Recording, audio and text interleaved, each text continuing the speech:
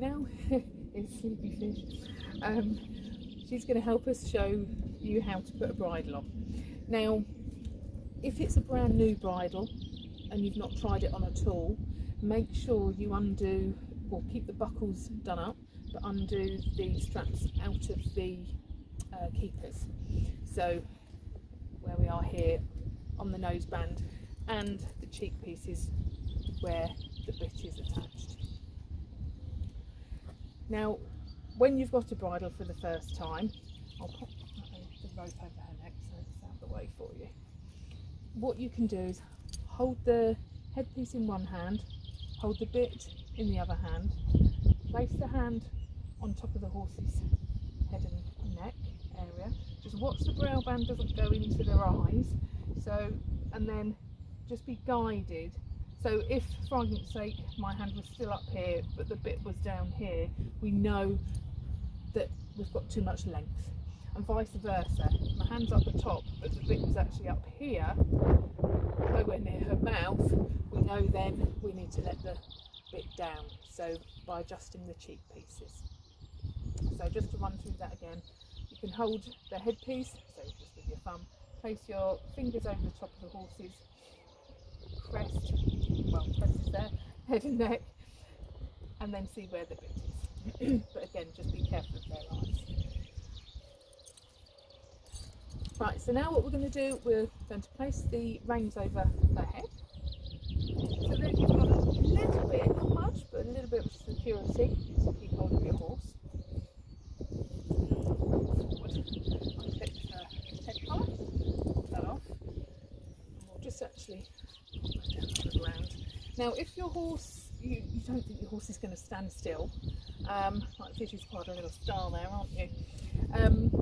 Then always tack up in a very secured area, so a stable or in the trailer or the horse lorry. Now, we've got the brow band here, holding the headpiece at the top. Place your right hand underneath the brow band and grab the rest of the bridle. Pass that hand on your arm under the horse's cheek. You can keep hold of the horse with your left hand, keeping that on the nose, and then you do a little swap. So your left hand here, you bring the right hand to replace it. So then you've got your left hand free. Separate the bit rings either side of the horse's mouth, and some will naturally just, you can with your training get them to just take it. So then, actually I'll just drop that away a minute, you can put your fingers into the corners of the mouth. We've got incisor teeth here and then molars up here, but there is a gap, so you're more likely to be okay, but do be careful, we've got teeth in there. So again, bit either side, you can line it up, give a little wiggle with your finger in there, and even from the other side. This right hand lifts the bridle up. You can grab the headpiece with the left hand, right hand pushes the right ear through and then the left ear. You can then pull the forelock over the top of the brow band. Good girl. The nose band then goes under the cheek pieces. You secure the nose band.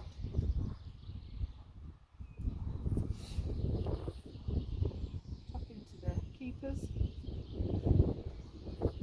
Check that the brow band is in the right position. We don't want it down there over onto the temporal bone. Onto the clear. So it's compressive. And then we can do the throat lash up. Good girl. Okay, so you want to be able to get 2 fingers underneath the brow band so it's not pressing the bones at all. Now ideally I would say, this isn't her bridle, I would prefer to have the buckles a little bit lower down, but they are okay where they are. It's not that they're pressing against bone or anything. And if we drop them down to be more level with her eye, then the bit would drop down too low in her mouth. The headpiece, you want clear back of the ears, because we've got lots of muscles in there that we don't want to impose on. feel for the fleshy part of the nose. So we want the noseband to be above that, which, yes, it is. And the bit looks good in her mouth. Always watch now with her, she's got quite a big tongue in there. That's why we have a very thin bit, because she's got a little mouth anyway. She's got a thick tongue, and also you've got to be aware of the roof of their mouth. If that's quite low, again, you don't want to be putting a thicker bit in. And then, yeah, we have the reins over the horse's neck as well, and then we're ready to go. After showing you how to put the bridle on, I thought I'll just give you a quick introduction to Bumble here, just to give you an idea of what we're thinking about when you put the bridle on. So when I was speaking about the nasal bone, you want to make sure when the noseband goes over, you're not encroaching towards the end of this bone.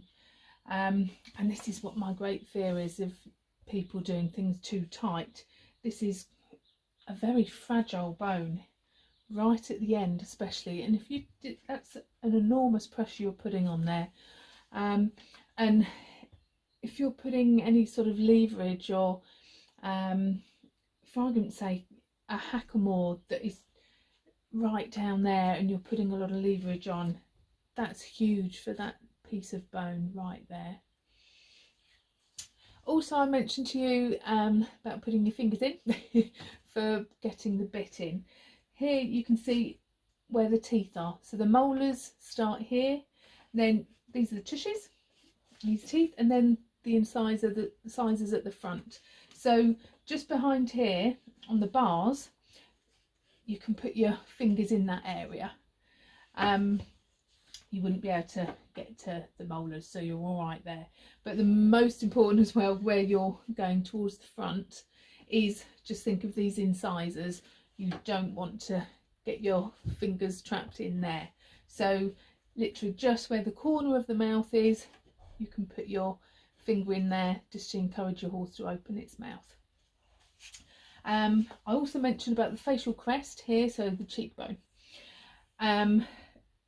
We don't really want to put anything across that because it's quite a sharp bone, so we don't want to cause any sensitivity there.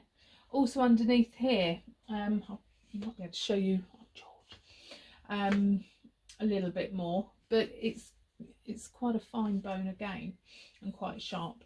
Here we have the bony areas around behind the eye, so this is where we don't want the brow band to rest on. You need the brow band to be clear of there, so you're not going to cause any discomfort. So this is dear Bumble. Then, not looking so great is our little George. Like a little mini me. You can see here where he's not as in such great condition.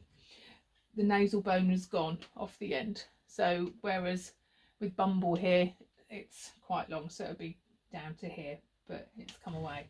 But on George you can actually see the suture points. So this is I'll try to just be brief and rather get into major detail, but the suture point, they're the joints of the skull, and there's just slight movements to allow the skull to just move slightly and allow and contract just a little bit.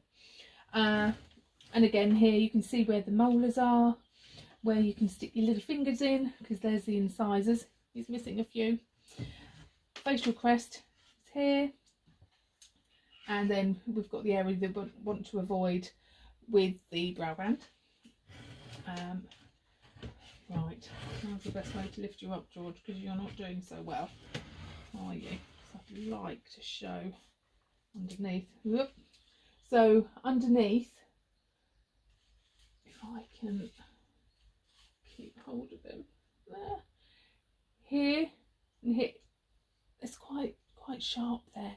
So again, we don't want to be doing those bands up tight in this area. You know, it's not really acceptable to be putting them under that pressure. Here again you can see the suture, suture points.